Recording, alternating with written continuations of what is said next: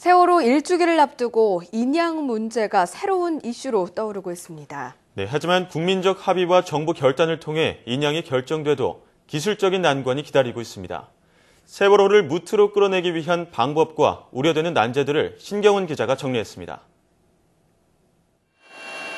세월호는 수심 44m 뻘 속에 좌연히 아래로 향한 채 잠겨 있습니다. 6,800톤급 세월호는 과적한 화물에 바닷물과 진흙까지 들어차 그 무게가 무려 10,000톤에 달할 것으로 추정됩니다. 세월호 무게의 5분의 1인 1,220톤의 천안함을 인양하는 데도 무려 한 달이 걸렸고 총 200억 원의 비용이 들었습니다. 그만큼 세월호는 더 많은 시간과 비용이 필요할 것으로 보입니다. 기술적인 문제도 발목을 잡습니다. 지금까지 우리나라는 이 정도 규모의 선박을 인양한 경험이 없기 때문입니다. 지난 2010년 북한 잠수정의 포격으로 도동강난 천안함은 뱃머리와 꼬리 부분을 따로따로 인양했지만 세월호는 실종자 시신 수습을 위해 선체를 한꺼번에 들어올려야 합니다. 선체를 들 때 무게를 균등하게 분산시켜야 배가 기울거나 파손되지 않는데 조류가 최대 6노트로 거센 곳에서 여러 줄의 쇠사슬로 힘의 균형을 맞추기는 무척 어렵습니다. 게다가 선체가 가라앉아 뻘 바닥에 얹혀있는 만큼 쇠사슬을 배 밑으로 집어넣는 것부터 쉽지 않은 작업입니다. 그걸 밑에 터널로 뚫어야 되냐, 터널로 체인 지나 설치하기 위해 가지고 해서 공사를 해야 되는 거죠. 공사를 이렇게 한 번만 해야 되는 게 아니고 거기에 설치해야 하는 체인 개수가 10개가 될지 20개가 될지는. 이 같은 어려움 때문에 일각에서는 플로팅 도크를 이용한 인양 방법이 제기되고 있습니다.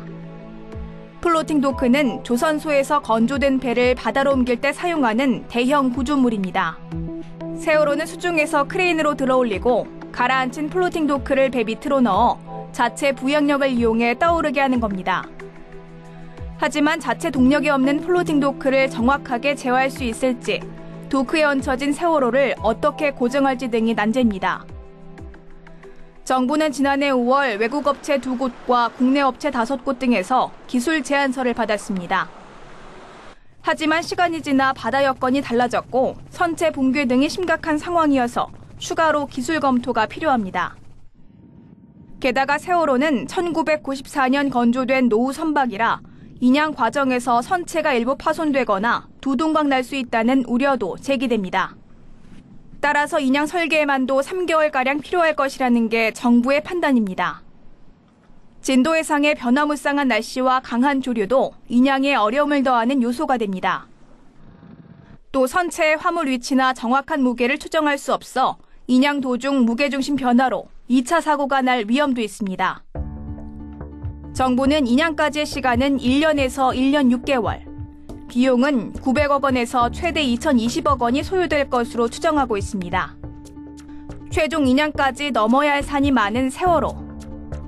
정부는 기술 검토와 공론화 과정을 거쳐 최종 인양 여부를 결정할 계획입니다. YTN 사이언스 신경은입니다.